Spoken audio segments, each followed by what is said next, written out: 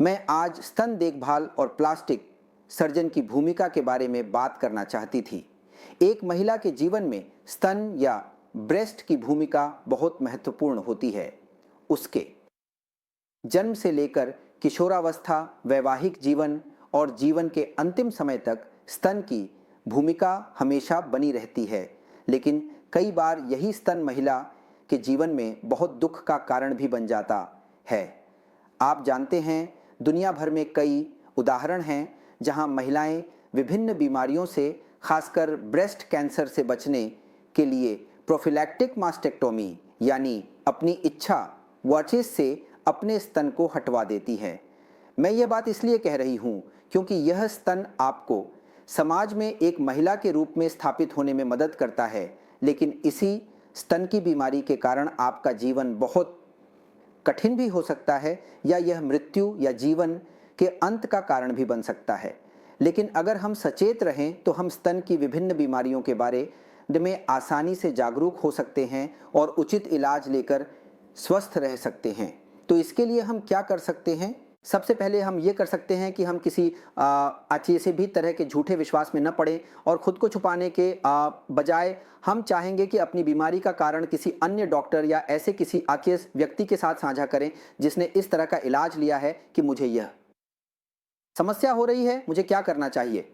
तो मैं एक प्लास्टिक सर्जन के रूप में मानती हूँ कि एक महिला अपने जीवन के विभिन्न समयों में ब्रेस्ट स्क्रीनिंग प्रोग्राम के तहत रह सकती है। ये बहुत ही आसान बात है। पहली बात यह है कि हमारे पास कई बार ऐसे मरीज आते हैं जिन्हें अपने स्तन में बहुत दर्द होता है। यह चीज़ एक हार्मोनल प्रभाव है। इस हार्मोनल प्रभाव के कारण खासकर मासिक धर्म के पहले या बाद में महिलाओं के स्तन में बहुत दर्द होता है। अगर एक मरीज जान लेती है कि यह हार्मोन के कारण हो रहा है और यह सामान्य जीवन का हिस्सा है, तो फिर उसे चिंता करने की कोई ज़रूरत नहीं रहती। लेकिन कुछ दर्द ऐसे होते हैं जो पैथोलॉजिकल या बीमारी के ये कारण होते हैं। इसलिए हम मानते हैं कि उसकी मानसिक पीड़ा दूर करने के लिए हम उसे ब्रेस्ट स्क्रीनिंग प्रोग्राम के तहत ला सकते हैं, जहां हम कहते हैं कि मरीज़ खुद सेल्फ ब्रेस्ट एग्जामिनेशन करे। इसका मतलब है कि वह खुद अपने हाथ से दाहिने हाथ से बाएं स्तन और बाएं हाथ से दाएं स्तन को पलपेट करे या हाथ से दबा कर देखें।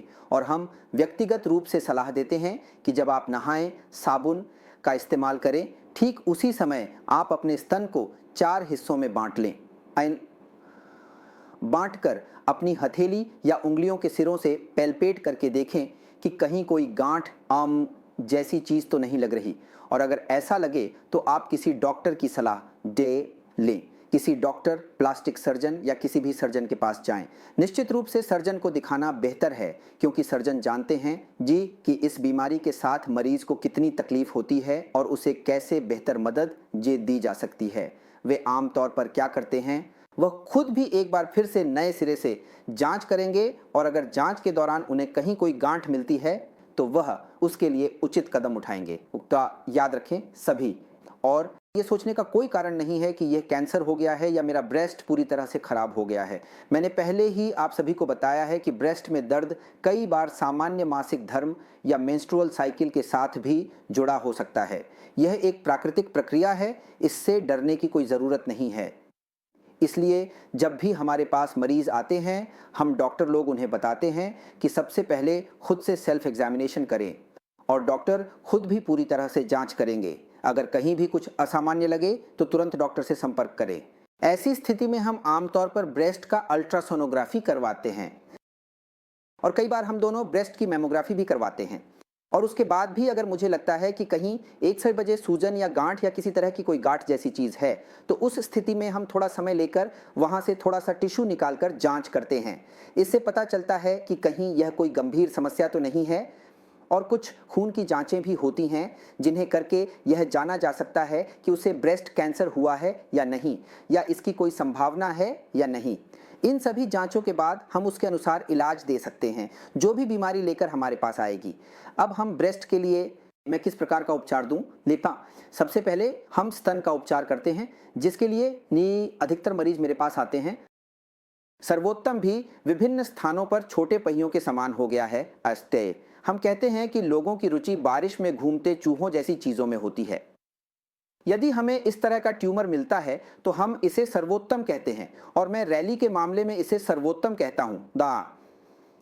यह एक सौम्य बीमारी है, यह एक छोटे पहिए की तरह है, लेकिन इससे आपको कोई नुकसान नहीं होगा। यह किसी भी प्रकार के कैंसर में परिवर्तित नहीं होगा, लेकिन क्योंकि आप तनावग्रस्त हो जाते हैं और कभी-कभी यह बहुत बड़ा हो जाता है या रोगी को बहुत अधिक दर्द होता है, तब हम इसे बायोप्सी कराने की सलाह देते हैं ताकि यह पता चल सके कि यह किसी खराब चीज़ में बदल गया है या नहीं।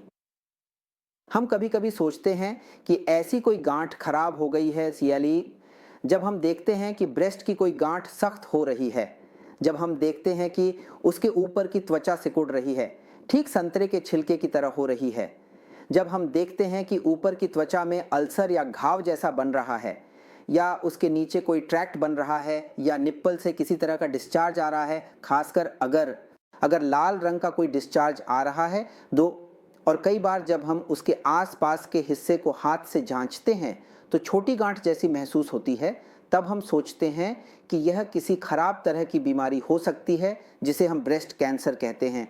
अगर हमें लगता है कि उसे ब्रेस्ट कैंसर है तो आखिरकार हम अल्ट्रासोनोग्राफी, मैमोग्राफी, सीटी स्कैन और खून की जांच के जरिए उसका ब्रेस्ट कैंसर डायग्नोस करते हैं। हम यह प्रक्रिया बहुत सफलतापूर्वक करते हैं। हम ब्रेस्ट की सर्जरी करते हैं जिसे हम मैस्टेक्टोमी कहते हैं। मैस्टेक्टोमी का मतलब है उस ब्रेस्ट को जिसमें बीमारी हुई है उसे हटा देना। इसके बाद हम उन्हें कीमोथेरेपी और रेडियोथेरेपी लेने के लिए कहते हैं, जिसे आम लोग शॉक देना भी कहते हैं, अगर यह सही तरीके से लिया जाए।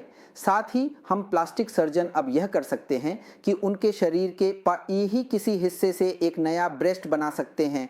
यह हम चाहें तो जिस दिन ऑपरेशन किया है उसी दिन कर सकते हैं, या फिर 6 हफ्ते बाद या 6 महीने बाद भी हम वह ऑपरेशन कर सकते हैं। तब वह अपने शरीर के एक हिस्से के खोने से होने वाले मानसिक दबाव से बाहर आ सकती है।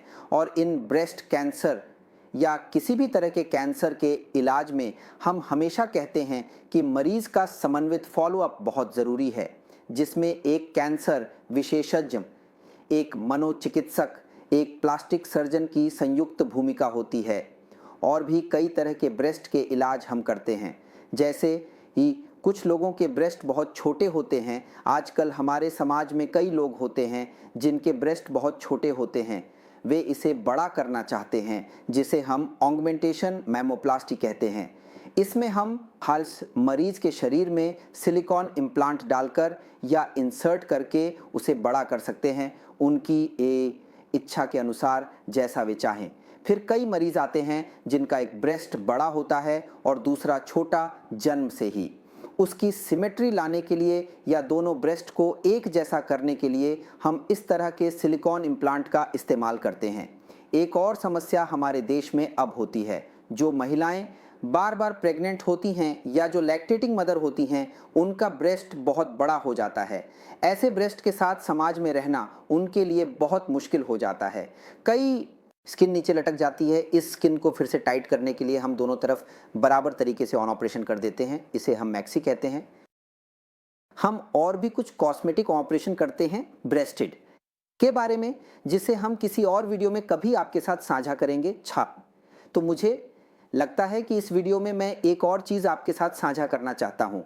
कई बार ब्रेस्ट में अलग अलग तरह का दर्द होता है, जिसमें हम अलग अलग हार्मोन की जांच करते हैं। कई बार हार्मोन में समस्या आती है, उन हार्मोन में हम प्रोजेक्टिन करते हैं, ख़ास तौर पर ल्यूटिनाइजिंग हार्मोन की जांच करते हैं। ये सब हार्मोन के लिए ही हम हार्मोन की समस्या के अनुसार इलाज देना चाहते हैं।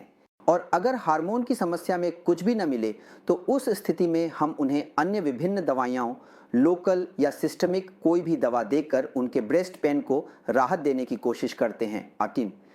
और निश्चित रूप से वीडियो के अंत में मैं कहना चाहूँगा कि सभी को अपने आने वाले बच्चे को ज़रूर स्तनपान कराना चाहिए। यह अत्यंत महत्वपूर्ण है। और अब मुझे लगता है कि अगर आप स्तन संबंधी सभी समस्याओं के लिए प्लास्टिक सर्जन के पास जाएंगे तो आपको पूरी और संपूर्ण चिकित्सा मिल जाएगी। ये वीडियो देखने के लिए आपको धन्यवाद।